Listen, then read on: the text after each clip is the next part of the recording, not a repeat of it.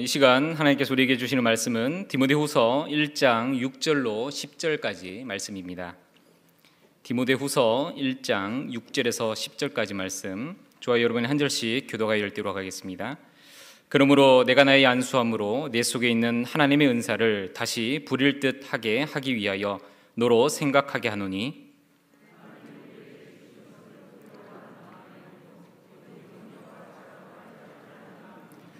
그러므로 너는 내가 우리 주를 증언함과 또는 주를 위하여 갇힌 자 된 나를 부끄러워하지 말고 오직 하나님의 능력을 따라 복음과 함께 고난을 받으라.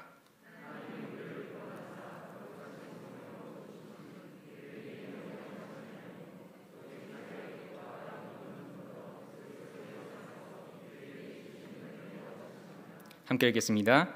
이제는 우리 구주 그리스도 예수의 나타나심으로 말미암아 나타났으니 그는 사망을 패하시고 복음으로써 생명과 썩지 아니할 것을 드러내신지라. 아멘. 할렐루야. 네, 오늘 예상보다 더 훨씬 많은 분들이 오신 것 같습니다. 아마 스마트 보트라는 역사적인 선거날에 동참하시기 위해서 오신 것 같은데, 사실 스마트 보트는 다음 주에 하지요. 오늘은 수기로 합니다. 오늘 아시다시피 항종직 선거가 있는 날입니다. 다들 어떤 마음으로 오셨습니까? 누가 교회를 섬김의 자리에 더 잘 감당할 수 있을까? 또 어떤 사람이 뽑혀야 교회의 덕이 될까? 아마 그동안 많은 고민들을 하시고 또 많이 기도를 하고 오셨을 거라고 생각이 됩니다. 저도 똑같은 고민을 했습니다. 그런데 말씀을 준비하면서 또 조금은 다른 생각이 들었습니다.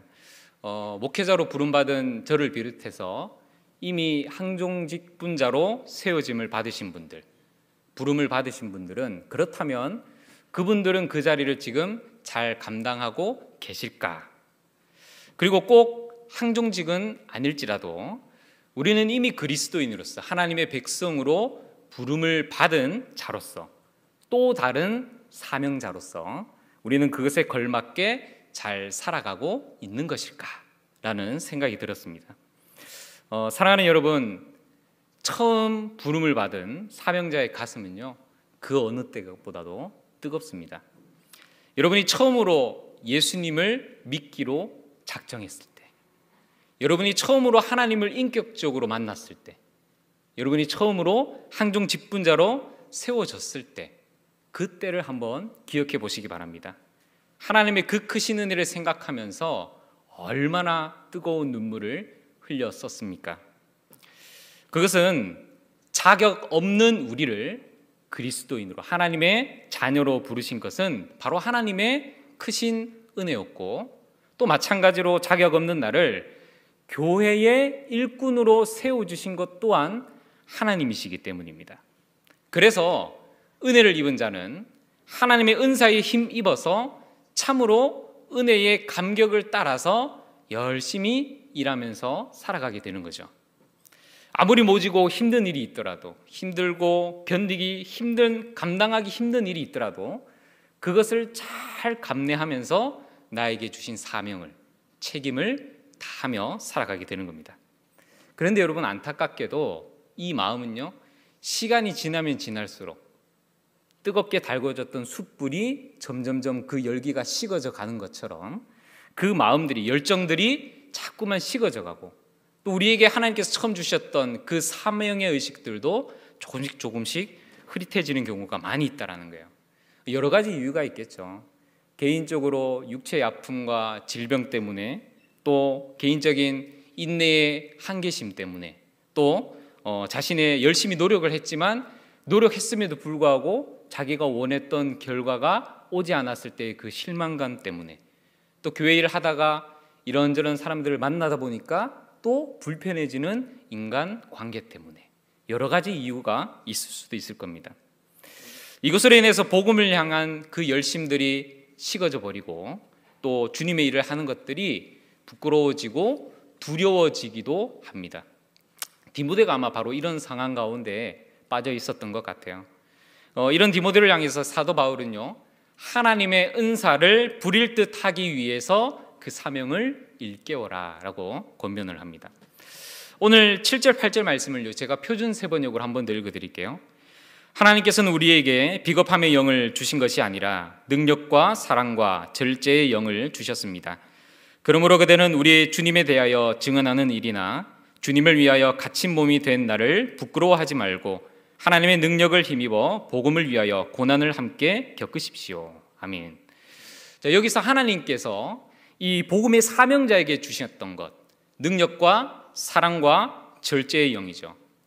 여기서 말하는 이 능력은요, 다이너마이트 같이 폭발적으로 주시는 하나님의 크신 능력을 의미하는 것이고, 또 사랑이라는 것은 구원을 목적으로 한 헌신적인 사랑을 이야기를 합니다. 또 절제하는 영은 자기 자신을 완전하게 다스릴 수 있는 마음을 이야기를 하죠. 그래서 이런 것들로 우리가 무장을 해서 복음을 위해서 고난을 받으라 라는 것이 사도 바울의 권면이라는 거예요. 지금 여러분들의 영적 상태는 어떠십니까? 또 오늘 이 항종직 선거가 끝이 난다면 여러분들은 그 결과에 대해서 또 어떤 자세로 임하시겠습니까? 또 이전에 항종직에 뽑히셔서 부르심을 받고 세우심을 받아서 교회를 위해서 헌신하고 봉사해 오셨던 우리 기존의 항종직 여러분들은 그 처음 임명받았을 때의 그 감격, 그 각오가 지금도 여전히 있으십니까? 여러분은 날마다 우리를 새롭게 하시는 그 성령님의 능력을 체험하고 계십니까? 혹시 복음을 위해서 열정과 사명의식들이 점점점 감퇴하지는 않으셨는지요? 주님의 일을 하는 것이 왠지 모르게 부끄럽고 두렵지는 않으신지요? 7절 말씀을 보면 하나님께서 우리에게 주시지 않는 마음이 있는데 그것은 바로 두려워하는 마음이다 라고 했습니다. 여러분, 두려운 마음, 어떤 게 두려우십니까? 아유, 이번 안 되면 창피해서 교회를 어찌 다니겠노? 아유, 저 사람은 나보다 등록도 늦은데 저 사람은 되고 어떻게 내가 안 될 수가 있지? 여러분, 이런 두려운 마음이 생긴다면요, 그건 하나님 주시는 마음이 아니라는 거죠. 선거가 끝나고 만약에 내 안에 섭섭한 마음이 들기 시작한다면 그 순간 그것은 악한 마귀 사탄이 주는 마음이죠. 섭섭 마귀가 찾아오면요, 빨리 떨쳐버려야 됩니다. 그리고 오늘 말씀 속에서 말씀하는 하나님께서 주시는 능력과 사랑과 절제하는 마음을 다시금 잘 붙잡으시기 바랍니다.